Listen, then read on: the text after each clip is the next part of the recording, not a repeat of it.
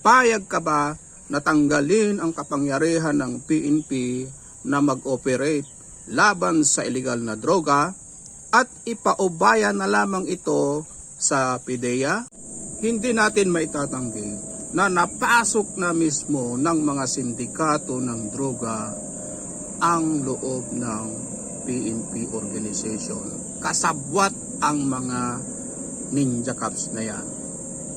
2 general, 2 kolonel na ang kinasuhan at tinanggap na ang resignation ni PBBM at mayroon pang 32 na mga kolonel at general ang nakatakdang kasuhan. Tuloy na hearing dyan sa Senado ay naglalabasan na ang mga baho ng mga sangkot sa drogang ito at napakadaming opisyal ng PNP, particularly mga naka-assign dyan sa PIDEG at kanilang mga tauhan ang involved sa kalakaran ng droga.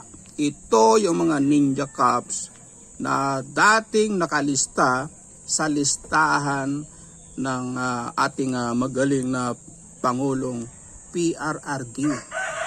Ngayon, napapanahon na ba mga katropa na dapat tanggalin ang kapangyarihan ng PNP na mag-operate laban sa illegal na droga para wala nang masangkot, wala nang masangkot na PNP member dyan sa kalakaran ng droga at yung mga ninja cops na yan ay tuluyan ng mawala.